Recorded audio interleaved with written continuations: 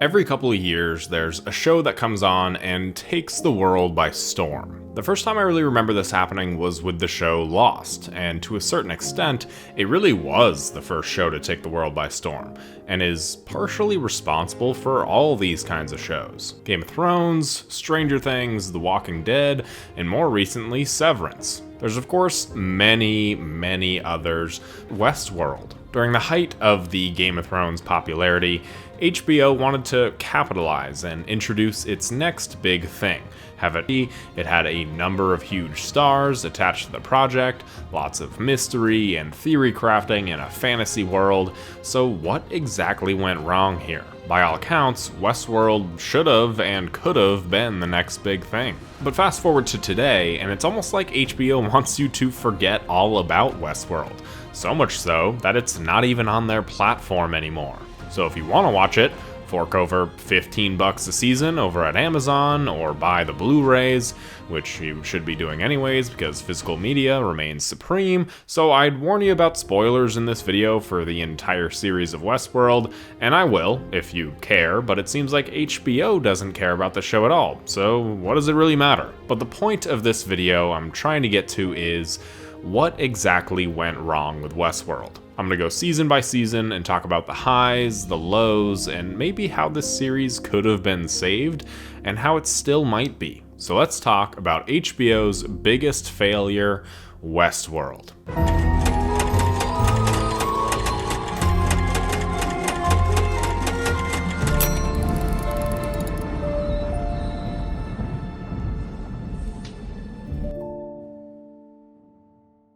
So let's get some of the big stuff out of the way right off the bat. The acting, dialogue, it's very similar to something like, I don't know, Jurassic Park. I wonder why that is. While westerns aren't typically my thing, if there was like a medieval world where I could go and live out Battle of the Bastards knowing that I wouldn't die in the battle, hell yeah, sign me right up. That would completely make sense for being $40,000 a visit. And if you're watching this video without having seen Westworld, I don't even really know how to give a synopsis of this show.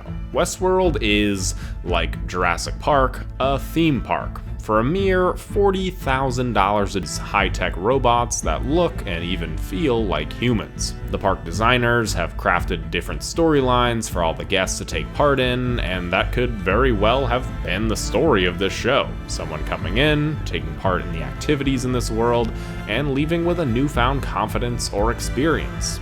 This park was built by Robert Ford, played brilliantly by Sir Anthony Hopkins, but he's getting up there in age, and the board wants to replace him and take the park in a different direction. He's been adding many different stories and updates to the hosts without anybody's consent 2 minutes later. Yeah, if you know what all this means going into it, then it's not much of a reveal, but I remember back in 2016, I didn't actually know what this show was about. I had just heard good things, how they're beginning to malfunction, and when they asked Dolores if anything is wrong with her life and if she'd ever heard another living thing, she lies and says no, but the episode ends with her killing a fly, indicating something much more sinister starting. Where this comes from, whether it's the programming, the time that she's been in the park, or these hosts just gaining consciousness, we do not know, but this overall works as like a long short film, if that makes sense. It's really the second episode where we're introduced to our protagonist of the season. We get more insight into the rules of the park, how guests go in, and how guns don't actually kill anything, they just kill the hosts. There's essentially no rules to this place. If you're paying enough, you can do whatever you want. Everything from William's perspective could more or less be the start of the season, but it's like that first episode was there to introduce the park and the themes and the concept of this world before digging into the actual story. The second episode also serves as the main introduction to Maeve. Yeah, she was in the first episode, but in this episode we learn about how she's about to be decommissioned, how she has dreams or nightmares about previous lives, and more importantly, introduces her to the real world and these two workers who tend to her, which becomes a huge plot point of the season. Her whole storyline makes me think that if the show was rearranged from just her perspective or just from the host's perspective, having dreams dreams of other people and places and lives, it could have been a completely different but equally as intriguing mystery and storyline. The mystery deepens into episode 3, where we learn some of the hosts are holding grudges and memories of their previous lives or previous storylines, how a stray ran off and broke the storyline that he was currently a part of, keeping everybody there in a loop. Basically, nothing about the hosts are working as the way they should. A lot of this is due to this mysterious person updating the hosts named Arnold, who we learn was Ford's former partner who died mysteriously, but you start to think maybe he didn't if he's still updating the hosts. The 4th episode is really where things start to get a bit more focused. The first 3 episodes set up a lot of stuff, the loops, the characters, Arnold, the hosts going haywire, but there's actually very little story being told, with Dolores joining William and Logan on their mission, the Man in Black getting more clues to his mission to get to the center of the maze, Maeve starting to get answers for all of her dreams, and Ford starting on the expansions for his new storyline. It feels like things are actually getting somewhere. So this is where I'm going to break up the season by their respective storylines, starting with William and Dolores. So as I mentioned, William is a newcomer to the park. His future brother-in-law, Logan, who has been to the park before, is aware of its many pleasures and storylines, and at first, this is seemingly just your everyday futuristic bachelor party. And as a viewer, we're more so in line with William going through this journey, feeling a bit off-put by all these robots and how all these people are enjoying themselves, because this is, just like William, our first time experiencing all this as well. We later learn that this is more than just a bachelor party, and Logan is bringing William to the park to see what their family business has invested into.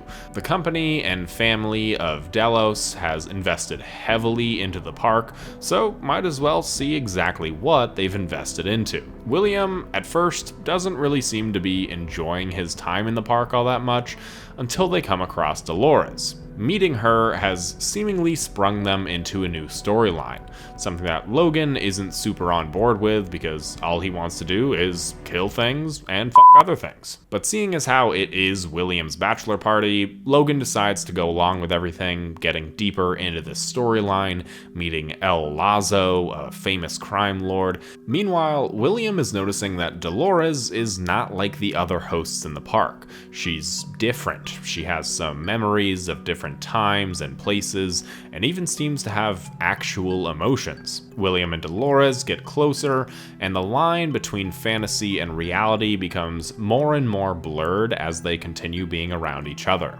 Enough for William to actually abandon his future brother-in-law Logan when Dolores seems to be in danger, though Logan sees that William is finally getting a grasp of what this place is, and smiles.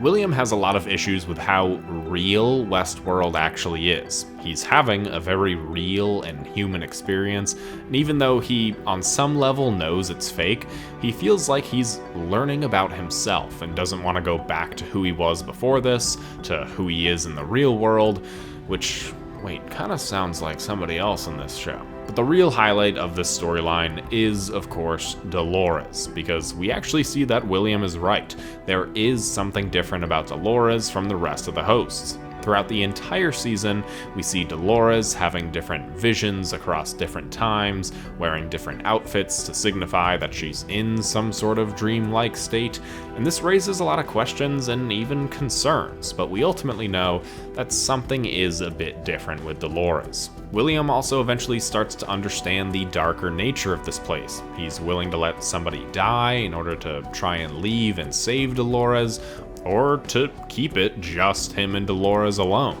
And in the next episode, when they're both captured by Logan, it really forces William to start thinking differently about who he trusts and where his priorities lie. But there's also something a bit different about this episode.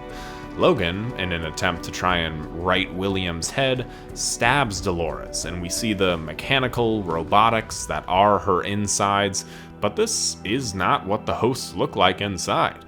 At least not from what we've been shown beforehand. But hey, maybe it's because Dolores is an older model. She is, after all, the first ever host. No, wait a minute, they're all like this. Then there's the picture of William's fiance, the same picture that we saw in the first episode that made Dolores' father start to malfunction. Wait a minute here.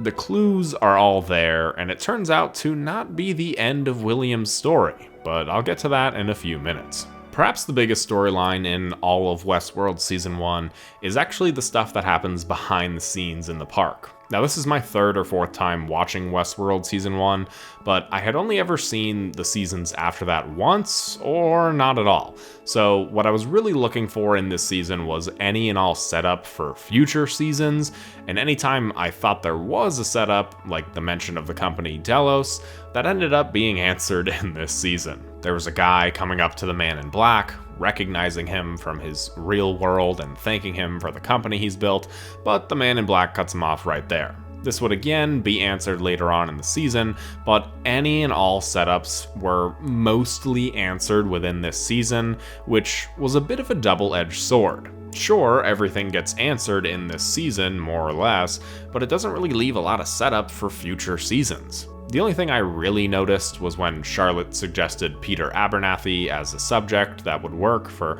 whatever it is they were trying to do, and that ultimately isn't answered in this season, but that was kind of the only thing I picked up on. But anyways, I loved hearing how the park actually works. It reminds me of the game makers from the Hunger Games, but to see the ins and outs of how the storylines all work, seeing all the loops from an employee's perspective is so cool and a great way to see into this world. In this storyline, we also meet the least popular Hemsworth brother, Ashley Stubbs, which is a truly unfortunate name for many reasons, but he seems to be the only one who's actually ahead of the curve here when it comes to not trusting the hosts. I wonder why that is. On the other hand, Ford completely and entirely trusts the hosts, because he's the only one who truly understands them and how they work. Throughout the season, Ford talks to all the hosts, specifically the old and outdated ones, because it's one of the only people/things to actually listen to him. Everybody else wants him to retire and move on to become one of those outdated hosts, so those are the people that he feels most comfortable around. It also reminds him of Arnold, and everything Arnold wanted to do with giving the hosts consciousness, treating the hosts like people makes him feel closer to Arnold, which is, at the end of the day, one of the things Ford wants the most. Meanwhile, we continue seeing Mr. Sizemore suggest different new storylines getting shut down, and overall just acting incredibly annoying. Sizemore always pisses me off in this season. I understand we're not really supposed to like him, but he's just so aggravating, and I think he's the weak link of this entire cast when it comes to performance. I do think he manages to get better as time goes on, especially in the second season, but I found myself mostly yawning whenever he came on screen. Episodes 6 and 7 really ramps up the Arnold mystery, as Elsie finds out the prime directives of some hosts have been changed by Arnold. The young boy that Ford talks with was also told to kill the dog by Arnold, and whoever this person is clearly doesn't want things to get out because Elsie is kidnapped and presumably killed. We also get some answers in these episodes, with Charlotte revealing that Teresa was the one smuggling data out for the company Delos, just in case Ford doesn't willingly retire. And of course, the episode ends off on the reveal that Bernard is actually a host himself. This is an extremely well done twist. All the clues are there, but it isn't until you learn about the twist that you actually notice the clues, which is the mark of a great twist. We see in episode 3 what implanting memories does to Teddy, how he has flashbacks of different events, and the exact same thing happens to Bernard when he talks about his son. This is the visual language the show uses to show us implanted memories, which you only realize on a subsequent watch. And then Ford having Teresa killed shows just how far he's willing to go to keep his creations his own. Bernard having all these complex feelings also shows a completely other side of hosts. It shows they're also more human than most human beings. Bernard himself says that the hosts are easy to understand. It's the humans that he doesn't get. This has massive implications on the other storylines, namely what's happening with Dolores. We've already seen a more complex side with Maeve, but if they're capable of feeling this way, what's to say all hosts can't feel this way as well? Ford ending up exposing Teresa and, by extension, Charlotte's plan of smuggling data out of the park, the whole hoax with Clementine, and reinstating Bernard shows just how great Anthony Hopkins is. He's ruthless and isn't really afraid to let Charlotte know that even though she couldn't possibly prove that Ford was behind the death of Teresa, he's basically telling her that he is responsible for it. It's such a layered scene, and it's a masterclass in both acting and writing. But things continue onward with the revelations of Bernard, specifically more in the final episode, which I'll get to, but Ford goes on to wipe Bernard's memories of having known he was a host. And Ford, as calculated as he is, does this with no remorse. It makes you wonder if this isn't the first time that Bernard has actually found out the truth, only to have his memory wiped. And this goes to show us even more that Ashley is really the only one on top of everything in the park. He knew about Teresa and Bernard, but now that he got his memory wiped, Bernard doesn't even know about Teresa and Bernard. So Bernard kind of dismisses Ashley, and he picks up on how weird this is. The whole behind-the-scenes portion of the park this season just shows how layered this park actually is. This is not just your everyday theme park, this is not Jurassic Park. The characters themselves say that the park means something different for the people that work there, and it's a huge scheming and backstabbing plot, kind of like, you know, Game of Thrones, but in the future. And that feels very much like what they were going for, and in this season, that really worked. So upon rewatch, I think far and away the best storyline this season is anything and everything to do with Maeve. I've already touched upon her story a little bit. She's really the first host that we know as a host to reach consciousness, or so we think. She gets to the bottom of the mystery and all these gods who control them, and wakes up in what she sort of considers to be the afterlife, carrying over her memories and thoughts from the previous cycle, even cycles from different storylines, as Maeve really wants to find her daughter, but in this new storyline, she doesn't have a daughter. She gets some help, whether it's through their own willingness or own well-being. They really teach her about what she is, about the park, and how all of this really works. They take her to go and see where all the dead hosts go, which is an incredibly tragic scene all around. Imagine learning that your entire life, your entire existence is fake, and you've just been factory made by some other people who claim to be real. It does a lot for making you care about these hosts as people and asking what they actually want with their lives, which retroactively makes you also think Arnold was in the right, because the present time is a very dystopian future, which also makes me kind of feel bad for saying, yeah, I'd go to Westworld if I could. But we learn pretty quick Maeve's intelligence outranks those who are helping her even before she gives herself maximum intelligence. But in episode 7, when Maeve does get maximum intelligence, I know they sort of went over it in the show, but her having maximum intelligence really doesn't flag anything down in the system.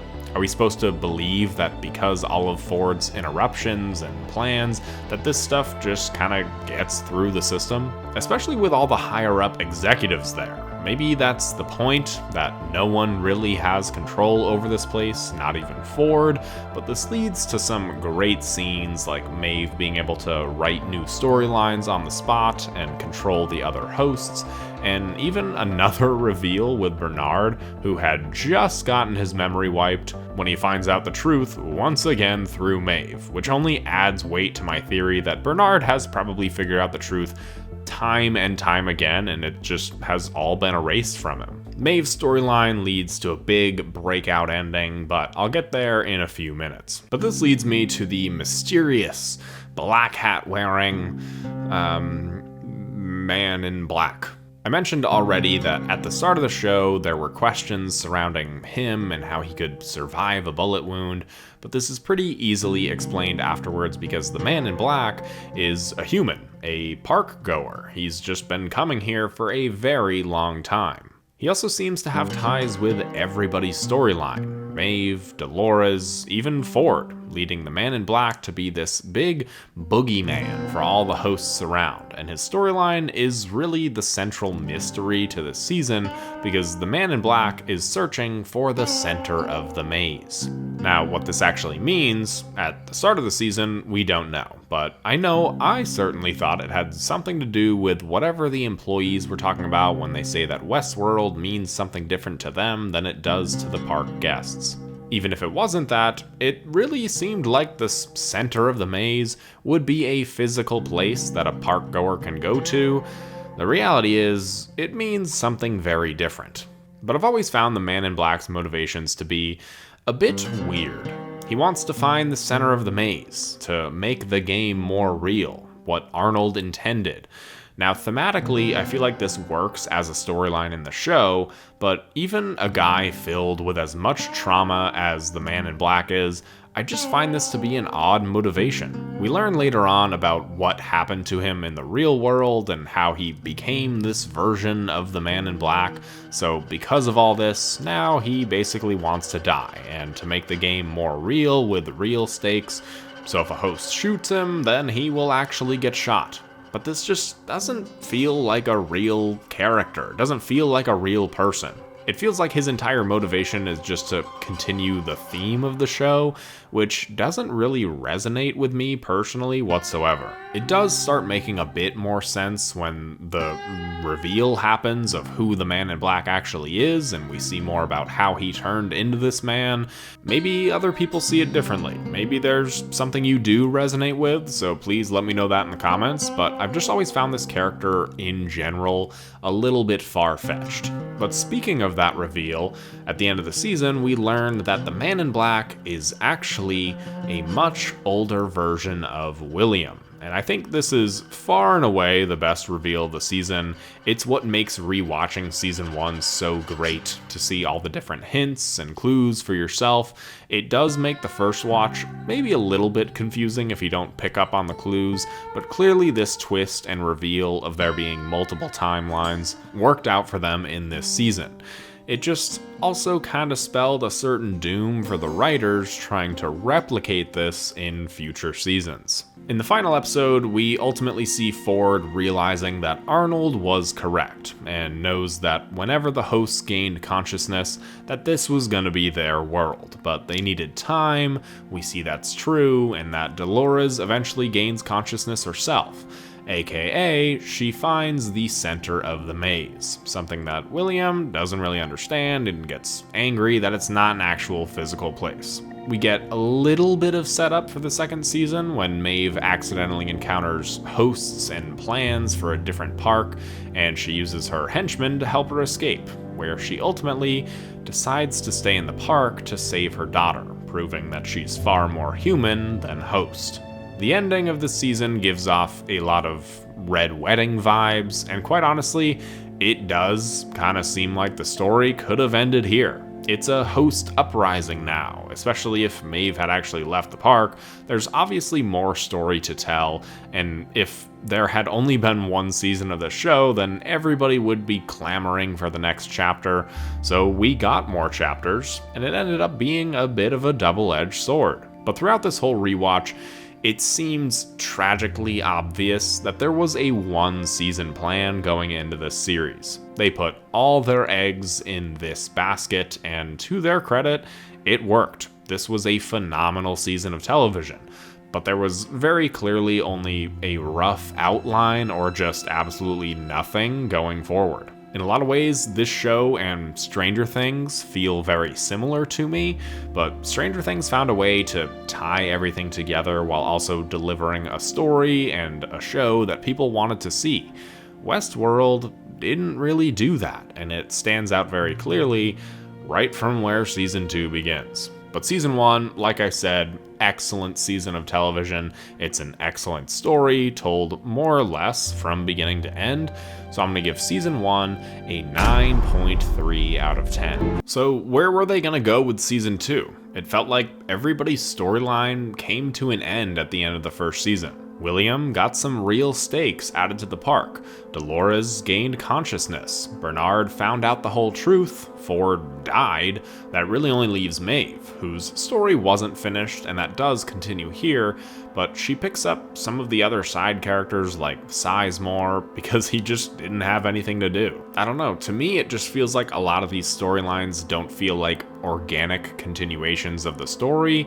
It feels like they were each given a new prime directive, and other layers of storylines had to be added, so right away we expect this to be a very different season, with a very different structure and very different storyline, and that's exactly what Season 2 of Westworld is, for better or worse. They obviously didn't have the multiple timelines to work with in this season, so perhaps things were going to be a bit more linear. Wait a minute, this is Jonathan Nolan we're talking about. Of course he wasn't going to do that, so instead, right at the start, we see flashes of Bernard's point of view over a period of 2 weeks that aren't documented, because authorities weren't going to be able to arrive for 2 weeks, which seems a bit convenient, but this opening sequence gives us a sort of hint towards what we're going to be seeing in this past timeline.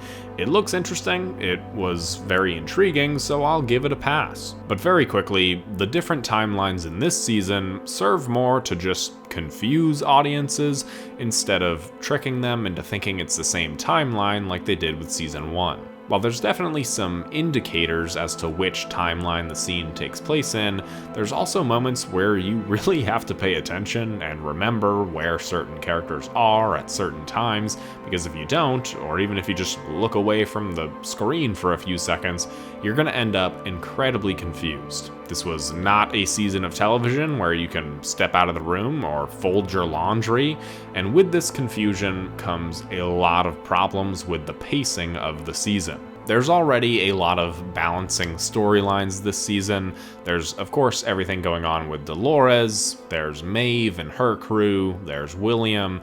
This is a sequel that gets bigger, so of course there's new storylines in new parks with new characters. There's everything Charlotte Hale is doing, then there's Bernard, ×2, because we see him moments after the end of the last season, and then we see him 2 weeks later. With so much going on, the editing of the season also suffers greatly. We'll end a scene about halfway through the episode, and then halfway through the next episode, they'll continue that storyline from that very moment with the same stakes to it, even though many other storylines have progressed to seemingly days later. The writing of the season just doesn't feel as smart.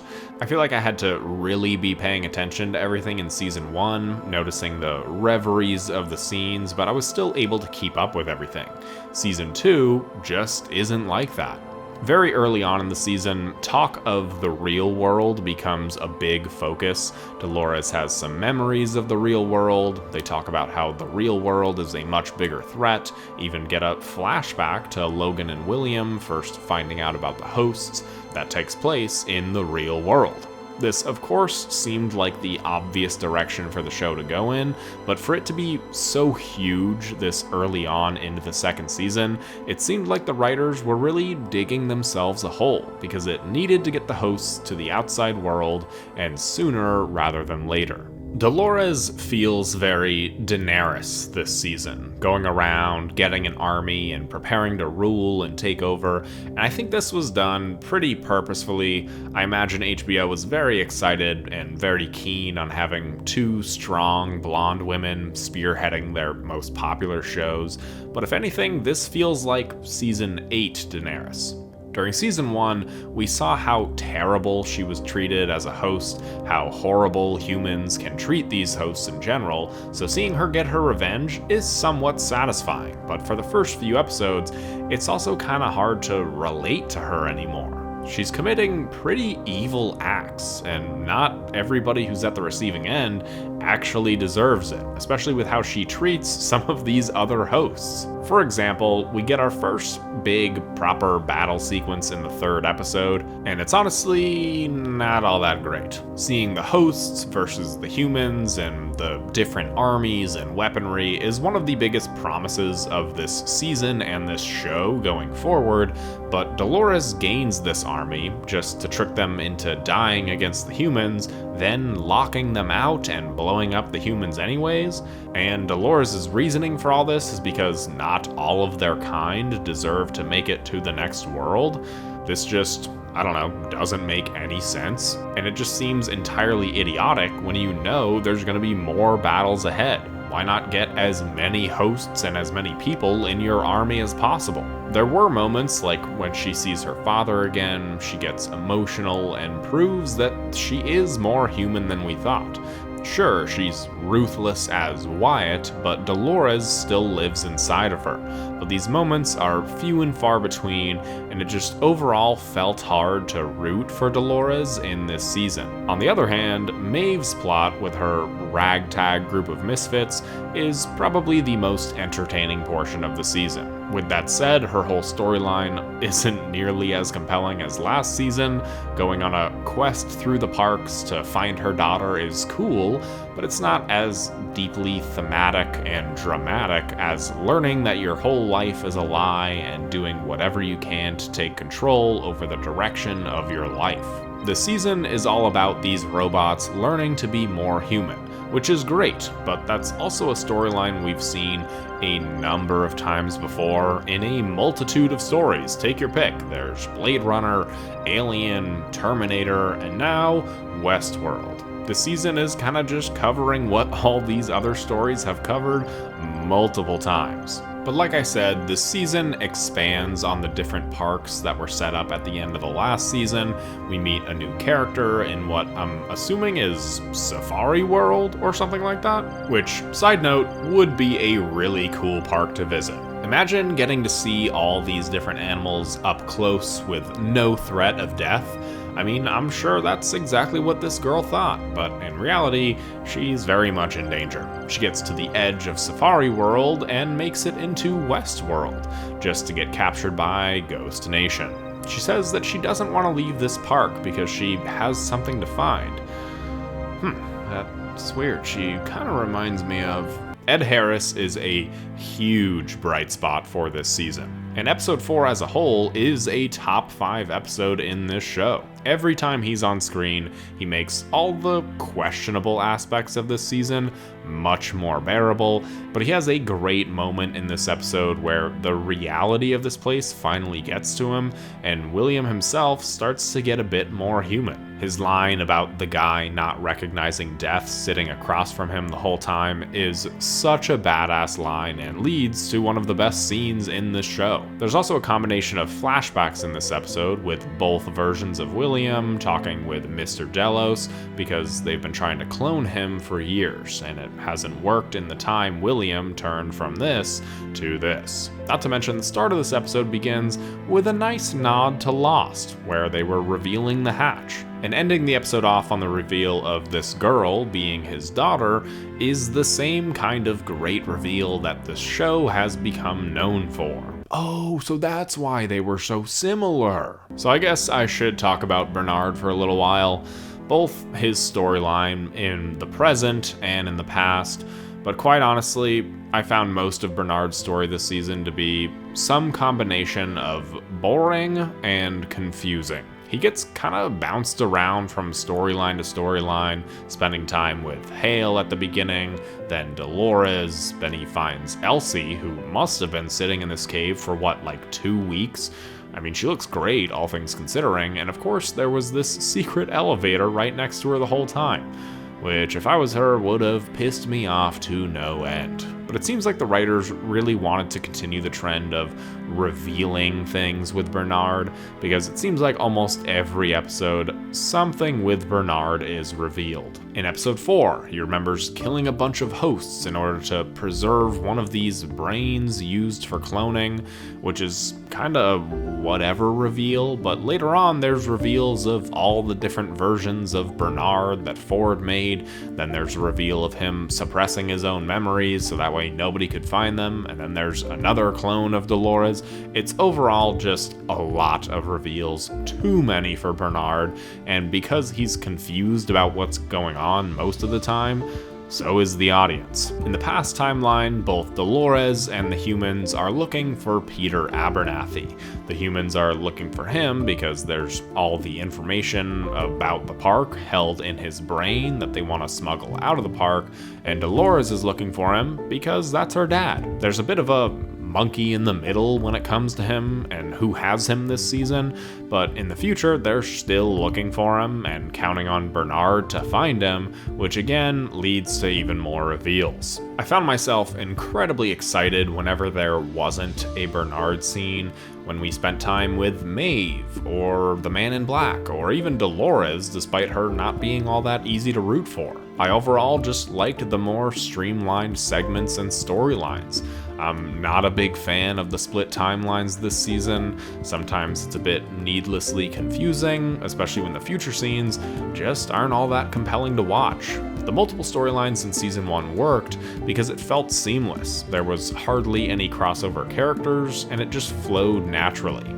This season doesn't have that. In episode 5, we get the reveal of Shogun World, which was of course set up in Maeve's storyline in season 1, so it's cool to see that continue here in this season.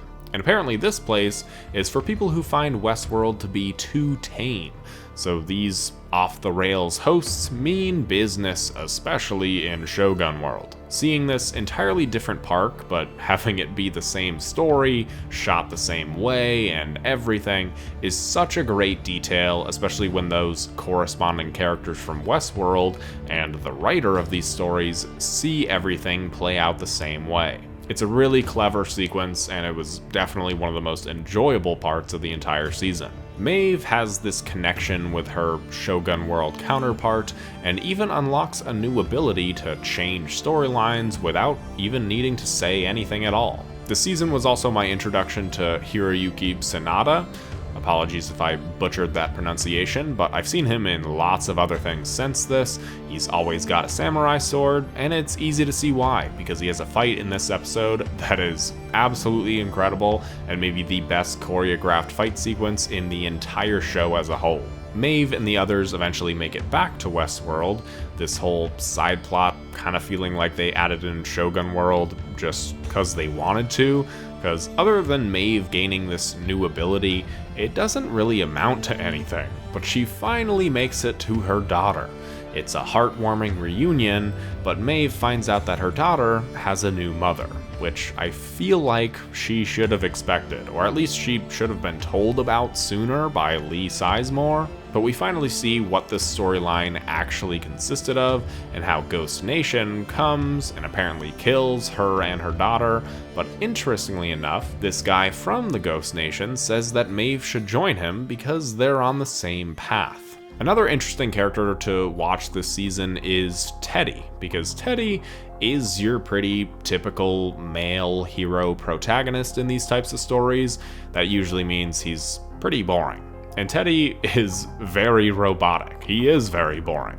When Dolores is trying to have a deeper connection and conversation with him, it's a bit like talking to a wall. He says very cliche lines and dialogue. However, he gets more interesting because he shows flashes of humanity here and there. He's not totally on board with Dolores and what she wants to do, even letting some of the hosts go that Dolores ordered him to kill. And that's ultimately what causes her to change him. Dolores gives him the old factory reset, just like Buzz in Toy Story 3, and Teddy comes out the other side a completely different person. Everything that made Teddy Teddy is gone now, and with Dolores reprogramming him to fit her own agenda, it makes you realize that she's just as bad as the humans programming the hosts to do what they wanted. In another way, it also means that Dolores is very human because she's becoming increasingly more selfish. The fight for Peter Abernathy continues on as the train blows up, allowing the hosts to get inside, and all of them continue the battle. This battle is much better than the one in episode 3. The hosts far outmatch the humans when it comes to tactics. There's losses on both sides, but Dolores ultimately gets her father back. All of this could have been avoided had they just chosen a different host other than Peter Abernathy to put all their information into. All of the storylines converge here, with Dolores threatening Charlotte, her finding Maeve, who's been injured, and ultimately Dolores coming out victorious because she has Peter Abernathy's brain. Bernard's story picks up when he visits Ford in this sort of digital afterlife called the Sublime, where we learn the true purpose of the park: to get information out of the guests in order to clone them. It was never about a cool party experience for the guests. It was all about gathering information from the variables, aka the guests, in order to then replicate all of this behavior into clones. And this comes back to season 1, where they talk about how the purpose of this place is different to the people who work here than it is for the guests. William is still convinced that this is all Ford's doing, but he doesn't truly understand the weight behind all of Maeve's story and what she's been through. She eventually makes Lawrence see all the bad that William has done. He gets his revenge, as does Maeve, but then the cavalry comes in, kills Lawrence, shoots Maeve, and her daughter still gets taken by Ghost Nation, even though they just spent the past 2 episodes running away from them. Ghost Nation just comes out of absolutely nowhere too. It's actually pretty funny, but it really seems like William is on his deathbed until he comes across a member of Ghost Nation, which leads us to what I believe to be the greatest episode in all of Westworld, and that's Kiksuya. The episode Kiksuya is one of those risky episodes that TV shows do, taking a side character and dedicating an entire episode to them, their history and backstory, and having that somehow relate back to the present time. All these episodes are a bit 50-50. Sometimes you get episodes like this that are great. Sometimes you get episodes like The Lost Sister in Stranger Things. What's most unfortunate about this episode is that this is truly the last great episode in all of Westworld. And I think what makes this episode so great, especially for season 2, is how it really just focused on one story. This episode feels the most straightforward narratively, and I think this was a refreshing pace in this season. Kiksuya shows that this man Akaketa from the Ghost Nation tribe achieved consciousness long ago, and this entire time he's been far more aware than the workers, the hosts, the guests, and even the audience have given him credit for. And the timeline of everything within this episode makes a lot of sense given how linear it is. We see moments after Arnold's death, learning about another world from Logan, him being the one sharing the symbol of the maze, and how he was going to help Maeve and her daughter, and ultimately how tragic his life has been since he remembered everything and the others didn't. He's the one who's been so incredibly alone for a very long time. He could feel love, desires, and motivation to escape, and since this is so plainly laid out for us, it makes everything much easier to follow and to relate with, which the rest of the season doesn't really offer. This is a tragic but beautifully told story, and it makes for the best episode, at least one of the best episodes in all of Westworld. Ford even returns in this episode, so you know it's a good one. It also kind of helps us believe that this guy could go on for 9 years without dying if Ford has been watching over him.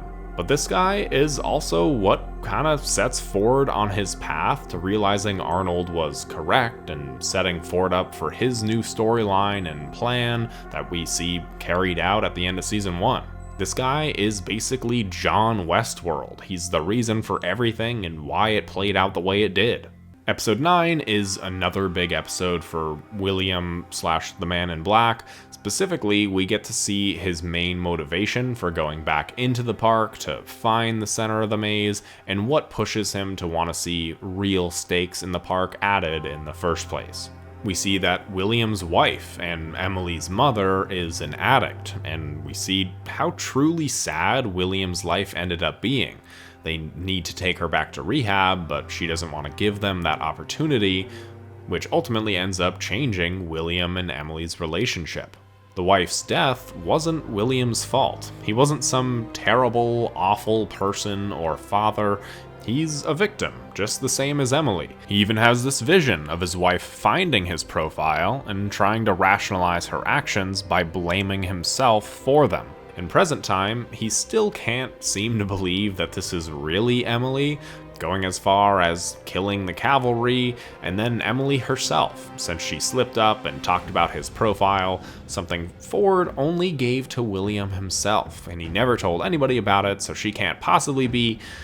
Oh, wait, she has his profile right in her hand. This is another twist that is tragic, but it also kind of derails any and all development that William had made throughout this season. It turns him from this person on a big storyline for character development into, well, something like Jaime Lannister, and any and all development that he had was kind of nullified in this moment. The last act of the season follows the hosts, led by Akaketa, trying to reach the door. This time, that's an actual physical place, and it's the Sublime, this host afterlife, but finally a place where they can all live peacefully. This separates all the characters and sides, with Maeve and Bernard trying to help everybody get there, but both the humans and Dolores trying to stop this from happening. If it wasn't clear already, Dolores is the bona fide villain of this season. She wants humans to burn rather than live in peace with the hosts,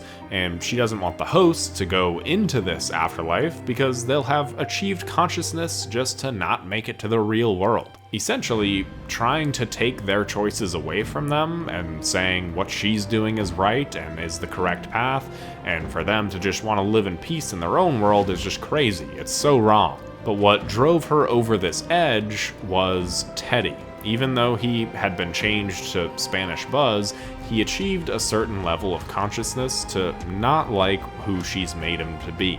She tries to tell him she did it to help him survive, but he takes that chance away from her and takes some agency back with him, something she absolutely cannot stand.